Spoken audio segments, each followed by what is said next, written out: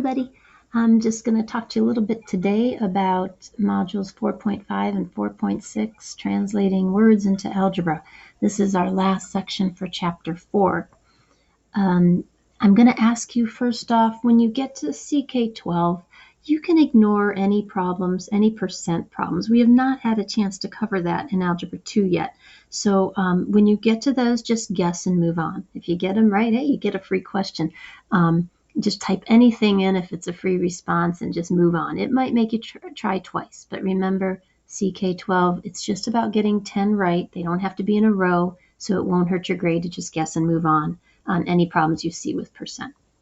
Our focus is going to be rate times time equals distance problems, cost and profit problems, and consecutive integer problems. So I'd like to do, one of each, maybe a couple consecutive integer problems.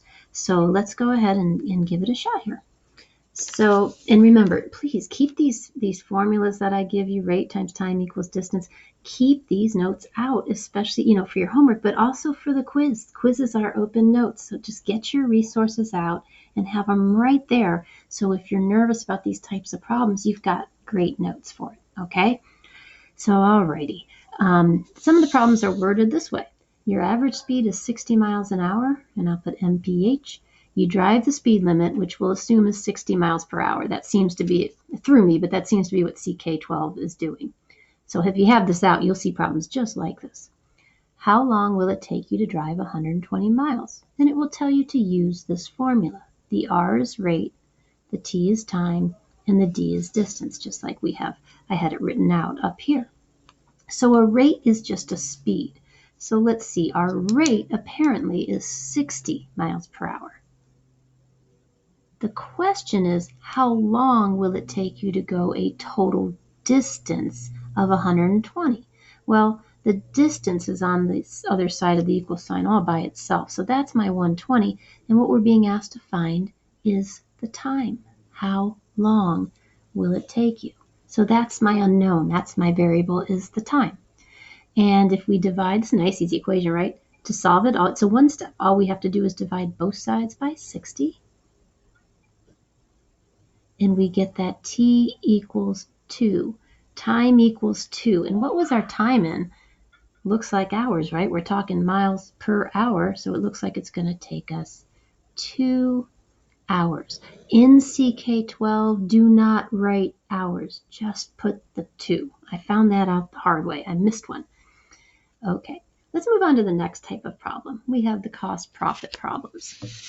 So let's go ahead here, and let's just say that I'm going to pause this and fold some paper. Hang on. Okay. Hi, I'm back. Alrighty. So the next type of problem is cost and profit problems. So I'm going to give you a little example here. You buy 10 pens for $2 each. Okay, they're expensive pens, right? And then you sell them for $5 each. What is your profit? Okay, the profit is how much money did you make? Okay, so let's look at this. You made $5 on every single pen. So you sold 10 pens at $5 a piece. You got $50 for all those pens. Folks, sadly, that's not your profit. You know why? Because you had to pay to buy them in the first place. So your profit's going to be a little less than that. And how much less? Well, you bought 10 pens for $2 each.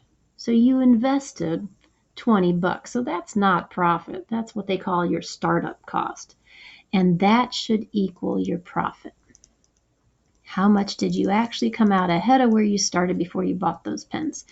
Okay, and it looks like $30 is what you made. So the idea with these cost profits, remember, it's not just how much you made when you sold them. You have to look at what people call your overhead cost or your startup cost. How much did you have to pay to get things started? All right, let's try one more. This one I'll phrase it more like the way the CK12 homework will do it. You buy pens for $2 each. Notice I didn't tell you how many. That's the difference, right? And you sell them for $5 each. So how many pens would you need to make a profit of $12? Okay, so I switched up the things we don't know. I know that they're asking us how many pens. That's going to be our x. So let's just see. I earned $5.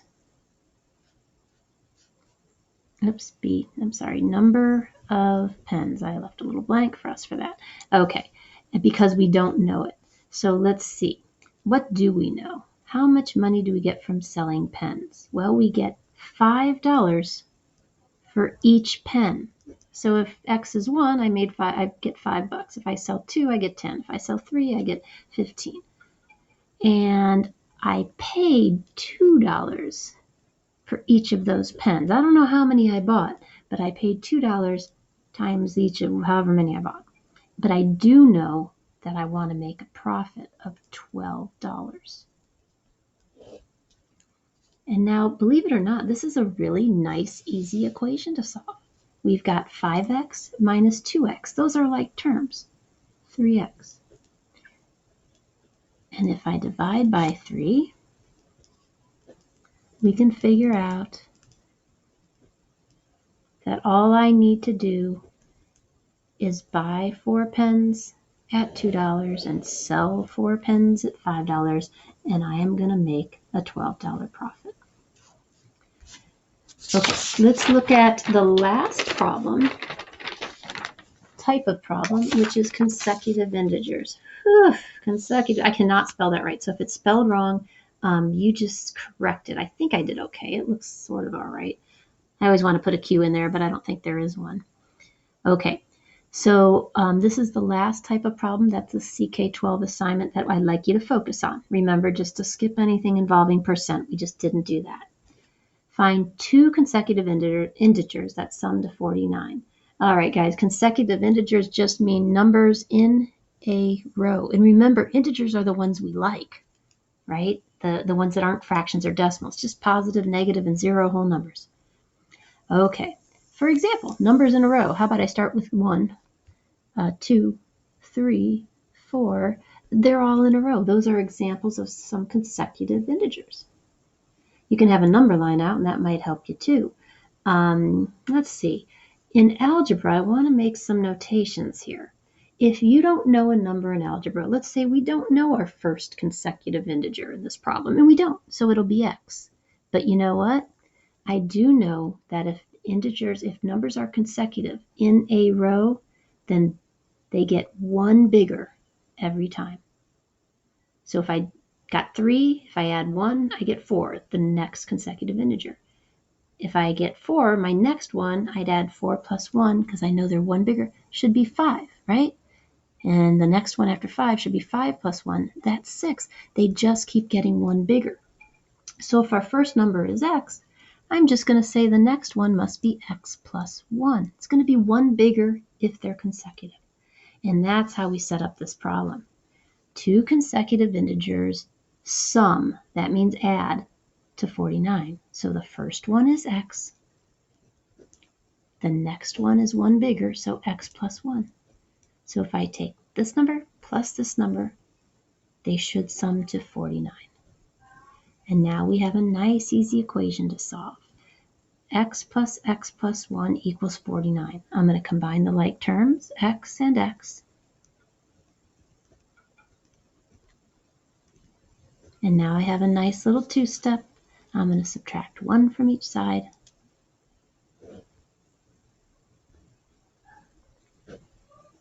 And divide by 2. 48 divided by 2 is 24. All right, remember what you found was x. So you found the first number, 24. And the next number, because they're supposed to be consecutive, would be 24 plus 1, 25.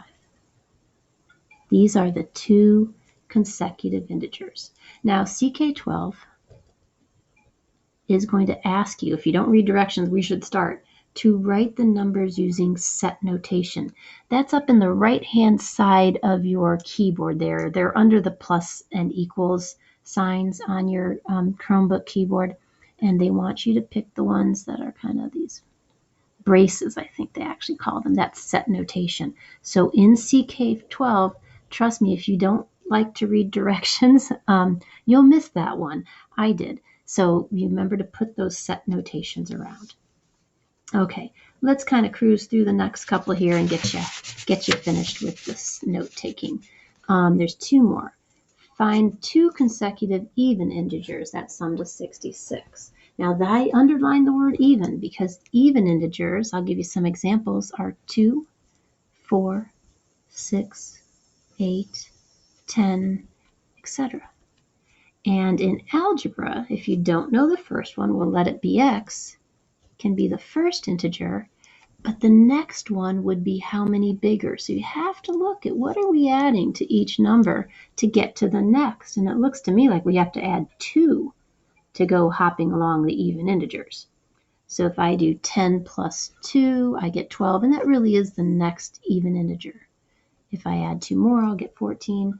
So in algebra, we would say x and x plus 2, right? And the one after that would be even 2 bigger. So it'd be x plus 2 plus 2 more.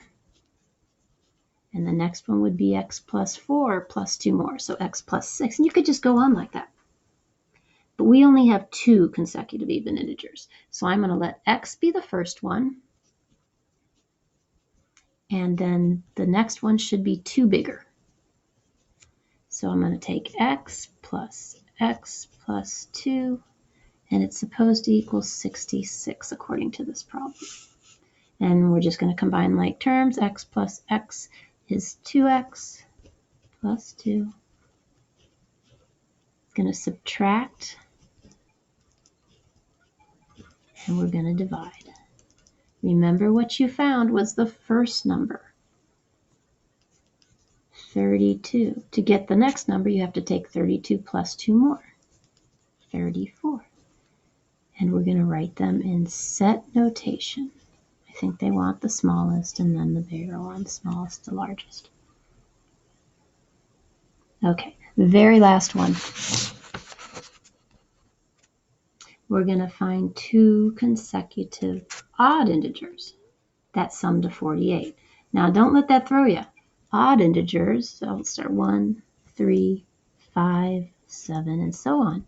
How far apart are these? 1 plus what gives you 3? It's 2, right?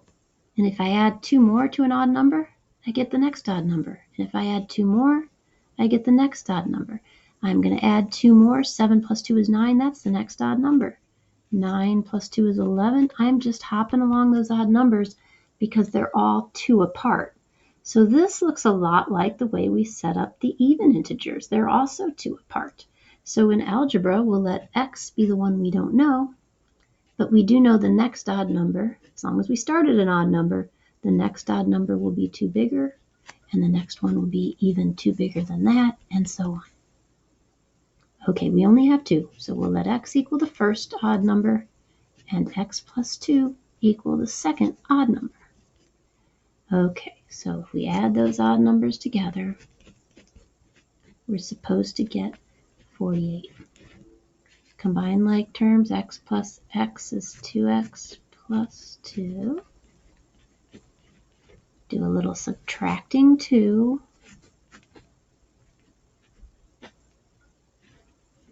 And then we can divide by 2. And I'm getting that 23 is the first odd number, which means the next one should be 2 bigger. And I'm going to write these in set notation because CK12 tells me to do that. All right, folks, that's it. I'll see you in class.